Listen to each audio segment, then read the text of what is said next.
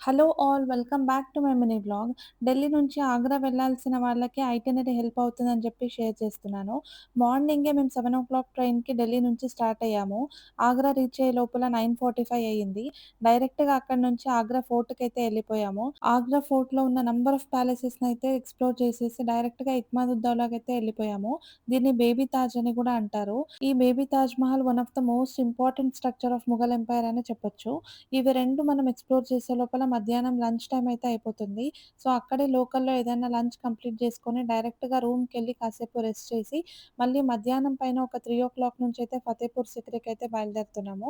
UNESCO world heritage సైట్‌లో ఉన్న ఈ బులంద్ దర్వాజాని చూడడానికి కూడా 2 కళ్ళు సరిపోవు. ఈ గ్రాండియర్ ఎంట్రన్స్ నుంచి లోపలికొస్తే సలీం చిష్తి దర్గా, మళ్ళీ జామా మస్జిద్ అయితే చూడ్డానికుంటుంది.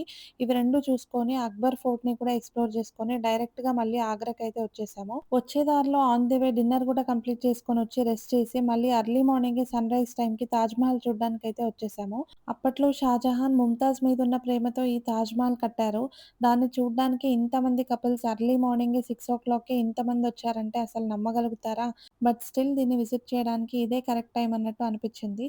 సో, తాజ్‌మహల్‌ని దగ్గరగా ఎక్స్‌ప్లోర్ చేసి ఇంక అక్కడి నుంచి మళ్ళీ మథురాకైతే మా జర్నీ స్టార్ట్ అయింది. ఈ వీడియో నచ్చినట్టయితే లైక్ చేయండి. Thank you.